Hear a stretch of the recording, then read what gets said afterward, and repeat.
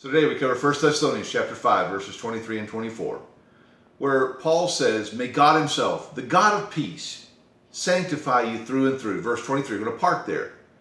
And so Paul ends this chapter with this final request for the Thessalonians that I believe we need to apply to ourselves. He's told us in the beginning of the chapter, you're not asleep. You're not like the others who sleep. You are awake. You know. In other words, you're aware.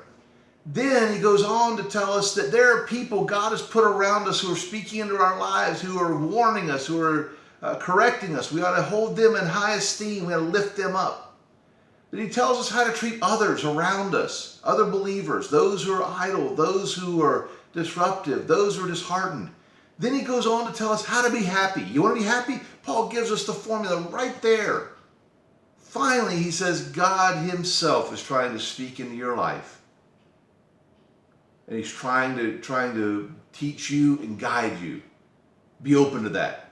And he ends it with, listen, because of all this, may God sanctify you through and through. In other words, there's not an area in your life we haven't talked about in the first 22 verses of 1 Thessalonians. Every area is covered. There's every area of your life God is going to permeate and get into and want to change to make more like himself. Sanctify means to be like Christ. And in sanctification, for us as believers, it's a progressive. I don't wake up, go to sleep one day and I'm a sinner and really need to change my life, and wake up the next day and I'm just totally perfect, never going to sin again. No, there's a growth process that takes place. And what Paul says is God is trying to grow every area of your life. Every area. There's nothing hidden. It's not like we can say, I've got this little sin over here that, this is my sin. No. God wants to permeate every area of your life and change it to where it's more like what he wants in your life. Challenge today is looking around, look at yourself. The challenge today is look inside.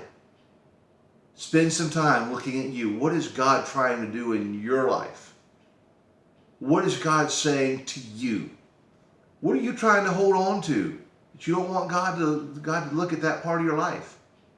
Yeah, God, I've got this little sin over here. You know about it. I confess that sin, but I'm just going to hang on to it. What sin is God trying to rid out of your life, and what is God trying to change in your life? That's the challenge for today. Want to read the whole devotional? Go to the link at the bottom of the page. We'll see you tomorrow.